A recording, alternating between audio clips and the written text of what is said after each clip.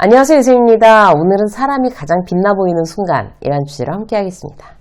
사람이 언제 제일 빛나 보일까요?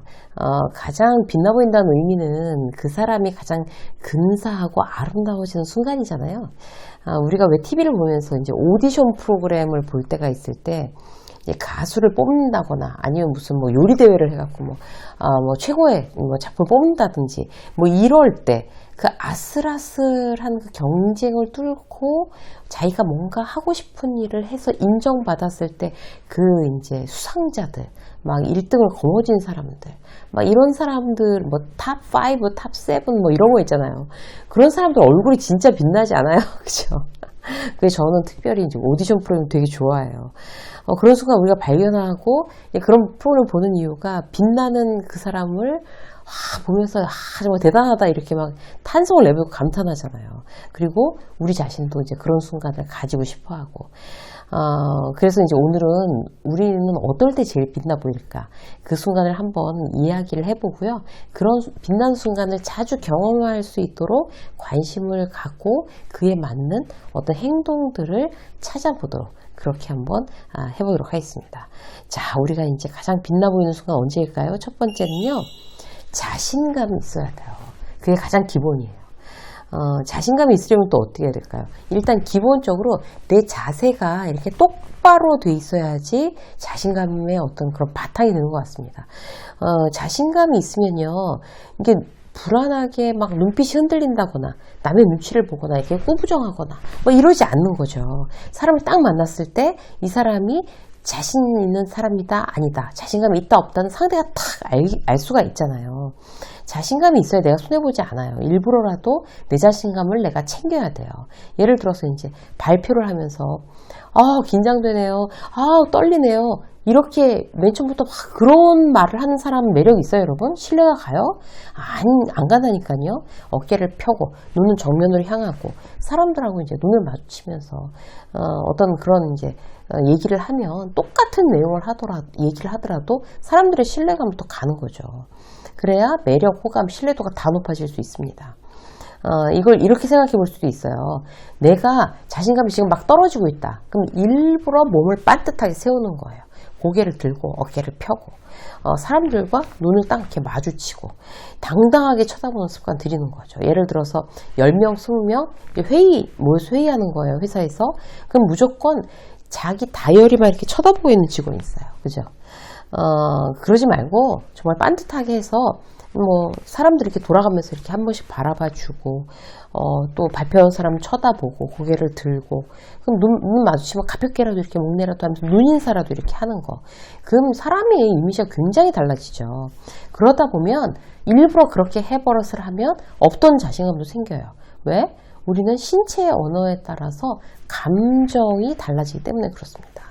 또 자신감이 있다는 증거는 뭘까요? 두 번째, 모르는 거 인정하고 배우려고 노력하고 아는 척 안 하는 거예요. 어떤 이제 자기 지위를 막 과시하지 않는 어떤 겸손, 다른 사람들 이렇게 높여주는 표현, 어떤 거예요? 그런 게 바로 이제 나는 모르는데 그거 알려주세요 라고 얘기하는 거. 이거 이제 다른 사람 높여주는 표현이죠. 이게 진짜 자신감이에요, 사실. 나는 이제 회계 관리 전문가라고 쳐요. 근데 마케팅에서 막 회의 시간에 이런저런 얘기했어요. 용어도 모르겠고 난 트렌드도 모르겠고. 그럼 그게 뭐 어때요? 내 분야가 아닌데. 모르는 거 전 저 얘기가 지금 무슨 의미인지 잘 이해가 안 가는데 설명해 주시겠어요? 당당하게 물어보는 거죠. 혹시 저런 것도 모른다고 뭐라고 하지 않을까? 이런 걱정 안 하셔도 돼요. 무슨 걱정을 해야 되겠어요? 내가 회계 전문가인데 그 분야에 대해서 제대로 모르면 그건 걱정해야 되는 거죠. 당당하게 말하세요. 잘 모르는데 알려주시겠어요? 이렇게. 이게 바로 자신감입니다. 그래서 일단 자신감이 가장 기본이 돼야, 그러니까 사람이 빛나는 순간은 일단 자신감이 있어야 그게 이제 기본이 된다 말씀드리고요. 또 두 번째는 뭔가 하면 긍정적인 사람이 빛이 나요. 긍정적이란 말은 사실 단순하진 않아요. 그 사람을 바라보고 정말 호감을 느끼면서 좋은 마음으로 저 사람은 정말 긍정적이야 라고 얘기할 수 있는 거는 그 사람의 태도, 말, 외모, 행동 이런 게 다 어우러지고 종합적으로 느껴져서 그런 얘기가 나오는 거잖아요. 그죠? 그 사람 그 마음 바탕에 긍정의 힘이 있다면 사실 외모부터 단정해져요. 회사에 가는 것도 좋고 회사 사람들 만나는 것도 좋으면 그럼 내 외모에다 아무도 신경을 쓰죠. 아무렇게나 하고 나가진 않죠. 잘 보이고 싶은 사람한테 막 이렇게 우리가 꾸미잖아요. 그죠? 잘 보이고 싶지 않은 사람한테는 아무렇게나 해도 내가 좋아하는 사람 만날 때는 그걸 한 번이라도 더 보니까. 긍정적인 사람은 또 어때요? 말이나 행동을 가볍게 하지 않습니다. 배려하고 생각해서 말하니까 가벼울 수가 없는 거예요. 가장 중요한 거. 긍정적인 사람은요, 자기 객관화가 돼요. 긍정적인 사람은. 예를 들어서, 남한테 이제 지적질 잘하는 사람, 아니면 긍정적인 면만 찾아서 가능한 좋게 보려는 사람과의 결정적인 차이가 뭘까요? 자기 객관화입니다. 예를 들어서, 자기 후배들의 잘못을 그야말로 뭐 쥐잡듯이 하는 선배가 있어요. 자기는 그때 그 시절을 기억 못 하는 거죠. 아, 나는 저때 쟤보다 더 했다. 이렇게 자기 스스로를 아는 사람은 그 사람의 실수로 공감한다니까요. 왜 실수했는지. 그러면 이제 이렇게 얘기하는 거예요. 아, 나도 거래처 만나서, 나도 대리 시절에, 나도 주임 시절에, 나도 그랬었는데, 근데 이렇게 하니까 나중에 그런 실수는 더 이상 안 하게 되더라니까? 이렇게 자기 실수담으로 코칭하는 거 후배한테 굉장히 잘 먹힙니다. 어쩌다 이제 자료 요청한 거 시간 어기고 빼먹고 막 그런 그 동료한테 막 난리를 치기보다는 아유, 뭐 저도 어쩌다 잊어먹는데요. 뭐 괜찮아요. 오늘까지만 챙겨주세요. 이 사람, 이런 사람이 자기 객관화가 되는 거예요. 생각해보면 나도 저 사람만큼 실수하고 그러고 지내거든요. 남한테 그러면 불평불만 지적 안 해요. 자기가 더 하니까 그거를 스스로 아는 거예요. 자기 객관화가 되는 거죠. 그래서 이제 긍정적이라는 건 굉장히 어떤 복잡한 어떤 여러 가지 조건들을 갖춰야 결국에 그 총합이 긍정적으로 보입니다. 결국 그런 모든 이미지들이 잘 어우러져서 긍정적으로 보이는 사람들이 이제 빛이 난다는 거죠. 자, 한 가지 더 볼게요. 뭘 좋아하는지 스스로 알고 있는 사람들이, 그런 사람들이 이제 빛이 납니다. 사람들이 막 그렇게 막 일만 하지 말고 좀 놀아! 세월이 아깝지도 않냐? 막 이렇게, 저는 이제 구박당하는 경우가 많아요. 동창회나 친구 모임에 시간을 딱딱 못 맞추죠. 강연도 있고 뭐 여러 가지 뭐 있으니까 스케줄이 일이 많고 복잡해요. 이제 콘텐츠를 만들어내는 저뿐만 아니라 이제 저 같은 일에 종사하는 사람들 콘텐츠를 만들어낸다는 건요 물리적인 시간 그러니까 뭐 지름길이 없어요. 물리적인 시간이 절대 필요한 특징이 있거든요. 누가 대신해 줄 수도 없고 기계나 시스템을 돌릴 수도 없고 근데 사실 이제 지인들이 걱정하는 것만큼 그렇게 제가 뭐 이렇게 굉장히 일에 묻혀 살아서 재미없게 살진 않아요. 왜? 제가 좋아하는 일이니까.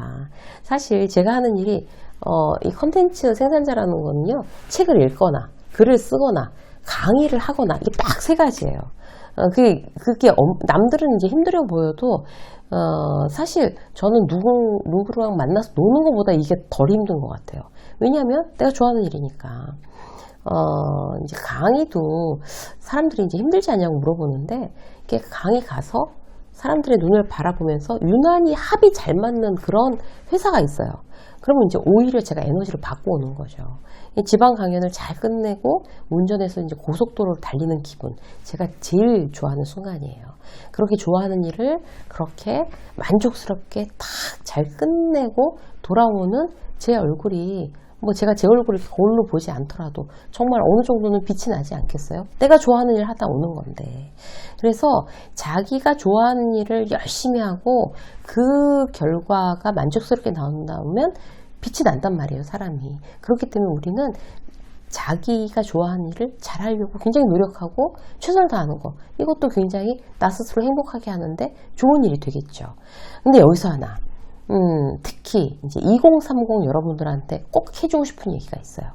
자기가 좋아하는 일을 하는 게 맞기는 한데 내가 정말 빛나는 사람이 되기 위해서 내가 좋아하는 일을 하는 게 맞기는 한데 사실 젊은 날에는요 하기 싫은 일을 죽었습니다 막 참고서 어느 정도 그 시간이 쌓여야 나중에 좋아하는 일을 하면서 살 수가 있어요. 이건 물리적인 절대 시간을 쏟아서 자기의 실력을 키우거나 어느 분야에 대해서 자기가 어떤 안정될 만큼의 전문성을 갖추거나 그 이후에 자기가 좋아하는 일로 연결이 된다고요. 젊은 시절에는 해당 사항이 없을 수도 있어요. 예를 들어서 나는 카피라이터가 되고 싶다고 쳐요. 지금 이거 이제 20대인데. 그러면 제일 멋진 광고 카피를 멋지게 쓰는 게 내 직업으로서의 내가 좋아하는 일을 꿈이라고 쳐요. 근데 처음부터 그렇게 되겠냐고요. 매일 욕먹고 잘 못해서 뭐 밤새도록 해서 작업했는데 이거 아니다라고 막 리젝트 당하고 그러면 이 길이 아닌가 보다 질질 짜고 그럴 수도 있어요, 사실. 그렇게 포기하기 전에 충분히 노력하고 애쓰고 실력을 키우고 그렇게 고난의 시간들을 보내야 결국에 좋은 카피라이터가 되겠죠. 전문가가 되기 위한 총량의 법칙이 있잖아요. 그죠? 노력을 무한대로 때려 부어야 돼요. 때려 부지 않으면 어차피 전문가가 될 수는 없습니다. 너무 힘들고 하기 싫어도 하면서 그 고비를 넘어가야 되는 거죠. 제가 이제 원고를 이렇게 막 쓰면서 이 방송을 듣고 그래, 뭐 빛나는 사람, 내가 빛이 나는 사람이 되기 위해서는 내가 좋아하는 일을 해야 돼. 이거 지금 현재 하는 일은 내가 너무너무 진짜 좋아하는 일이 아니고 끝이 보이지 않으니까 당장 때려치우자. 이렇게 젊은 구독자분들이 혹시 결심하실까봐 높아심에서 다 꼭 한번 짚어서 말씀드리고 싶었어요. 노력하고 그리고 나서 정말 좋아하는 일이 저절로 여러분들이 어떤 건지 그렇게 노력 총량을 다 하고 난 다음에 알게 되실 겁니다. 유세민 직장서 여기까지 하겠습니다. 고맙습니다.